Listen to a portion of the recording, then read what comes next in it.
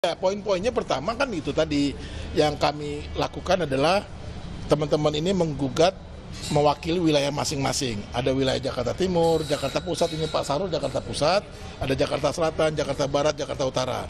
Nah, mereka ini semua kejadiannya sama.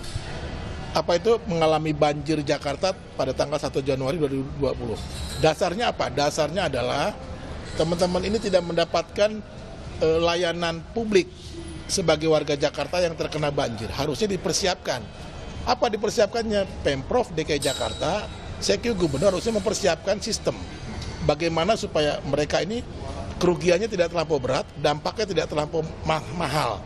Misalnya apa? Ada early warning system, sistem peringatan dini. Ya. Lalu yang kedua adalah ada sistem bantuan darurat atau emergency response. Nah, dua ini tidak dijalankan pada saat banjir 1 Januari dan mereka akhirnya kerugiannya makin besar. Mereka datang banjir tiba-tiba, nggak bisa mempersiapkan diri ya Pak ya. Nah seperti itu. Terus juga waktu banjir bantuan juga nggak datang. Betul. Sampai hari ini pun mereka nggak pernah disapa oleh Pemprov. Iya. Banjir di Pasar enggak. Gitu.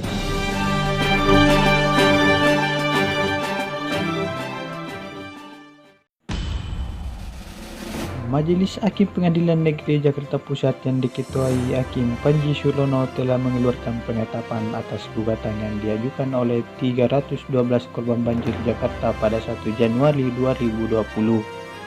Gugatan banjir Jakarta 2020 telah diterima secara sah sebagai gugatan class action.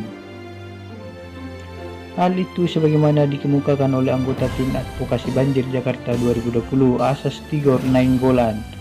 Adapun gugatan tersebut didaftarkan dengan nomor perkara 27-PDT-G-2020-PN-JKT-PST.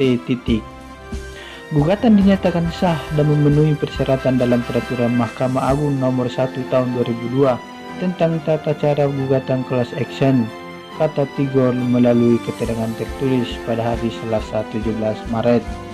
Tigor menjelaskan bahwa gugatan tersebut diterima karena telah memenuhi persyaratan, yakni pertama dari jumlah korban.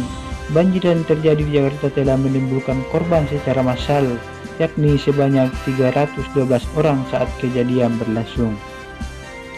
Lalu syarat berikutnya yang kedua yakni bersamaan peristiwa secara substansial antara wakil kelas dengan anggotanya. Dalam gugatan kami ada kesepahaman fakta peristiwa antara 5 orang wakil kelas dengan 307 korban banjir lainnya, ujar Tigor Nainggolan. Dengan diterimanya gugatan ini, itu artinya Gubernur DKI Jakarta dianggap telah melakukan pelanggaran hukum. Sebagai Gubernur, Anies dianggap telah abai dalam melakukan kewajiban hukumnya untuk melindungi warganya. Adapun kewajiban yang dimaksud adalah tidak menyebarkan peringatan dini terkait bencana banjir ke masyarakat ibu kota. Tak hanya itu, Anies juga dinilai tidak melakukan kewajiban berupa pemberian bantuan kepada para korban. Untuk itu, ia diwajibkan untuk membayar ganti rugi material kepada para penggugat. Ketiga, menghukum Gubernur Jakarta Anies Baswedan dengan membayar ganti rugi 1 triliun kepada para penggugat. Sementara itu, sebelumnya, Badan Nasional Penanggulangan Bencana atau BNPB mengungkap fakta lain di balik terjadinya banjir di Jakarta. Tak hanya karena cuaca ekstrim, banjir rupanya diakibatkan oleh kenaikan permukaan air laut.